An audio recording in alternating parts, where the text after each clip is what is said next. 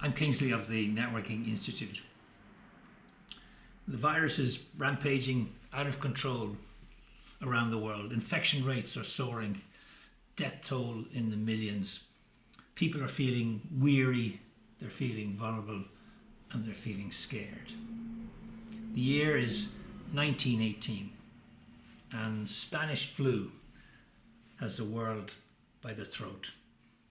Over 500 million people are infected with the virus around the world. 50 million people die. In Ireland, 800,000 people catch the virus and 23,000 people die. It was a terrible period. More people died in the Spanish flu than died in the First World War. And yet, this awful tragedy was followed by a period of great growth and innovation and creativity. It was driven by technology and was driven by kind of pent-up capital. In the United States, there was massive electrification.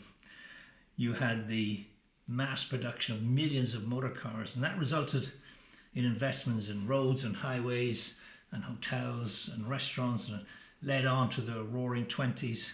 It was a golden age of sports. The radio linked the nation, the movies entertained the masses. And so what if over 100 years later, we had a repeat performance as we exit from this particular pandemic and crisis? What would be the drivers? Perhaps it might be the global rollout of 5G broadband or massive investment in the green economy. The reality is that this year is going to be very different from last year. And even though we've had a difficult start to the year, there are some hopes on the horizon. The arrival of the vaccine cavalry over the hill has been a great sort of start to this year. So 2021 will be different from last year, a year to which I have to say good riddance.